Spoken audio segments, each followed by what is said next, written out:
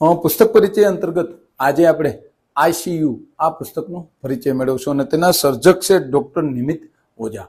આ પુસ્તકની અંદર 6 વાર્તાઓ છે. તેમાંની પહેલી 5 વાર્તાઓ કાલ્પનિક છે કે જેને સંપૂર્ણ રીતે કોઈ જીવન અને જીવિત અને મૃત્યુ વ્યક્તિ સાથે કોઈ લેવા દેવા નથી. ત્યારબાદ છેલ્લી વાર્તા કે જે 6ઠી વાર્તા છે એ અર્ધકાલ્પનિક વાર્તા છે અને આ બધી જ વાર્તાઓમાં આઈસીયુ કેન્દ્ર સ્થાને છે.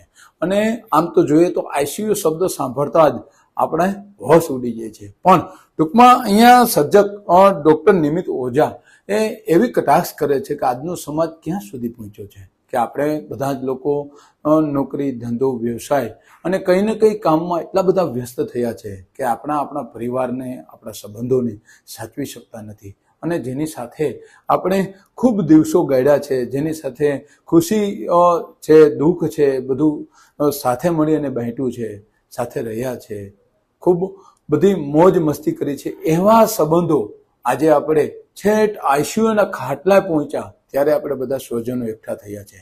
ટૂંકમાં આજના જે સમાજની જે વાત છે કે આઈસીયુમાં આપણું સ્વજન પહોંચ્યું છે ત્યારે આપણે બધા જ સગાવાલાઓ ત્યાં જઈ અને તેની પ્રતીક્ષા કરીએ છીએ અને તેની રાહ જોઈએ છીએ અને ત્યારે આપણે યાદ આવે છે કે આ વ્યક્તિને આપણે ખરેખર જ્યારે આપણે સાથે હતા ત્યારે ખરેખર મળી લેવાની જરૂર હતી. એટલે ટૂંકમાં દરેક વ્યક્તિએ ખાસ કરી અને વિચારવા જેવું છે કે વર્ષમાં અથવા માસમાં અથવા અમુક સમય અંતરે આપણે આપણા સ્વજનો માટે ચોક્કસ સમય કાઢવો જોઈએ અને એની સાથે મન ભરી અને વાતો કરવી જોઈએ કે જેથી કરી અને આ જે 6 પ્રકરણો આમાં દર્શાવ્યા છે કે આઈસીયુના ખાટલા પડ્યા પછી આપણે જે આગળના અથવા પાછળના જીવનની વાતો કર્યા કરીએ છીએ એના કરતાં જ્યારે એ આપણી સાથે હયાત છે, આપણી સાથે મોજ મસ્તી કરતા કરતા જીવન કેમ ન જીવી શકાય, એવી સરસ વાર્તા આ બધી જ આ પુસ્તકમાં વાર્તાઓ સરસ રીતે લખાઈ છે.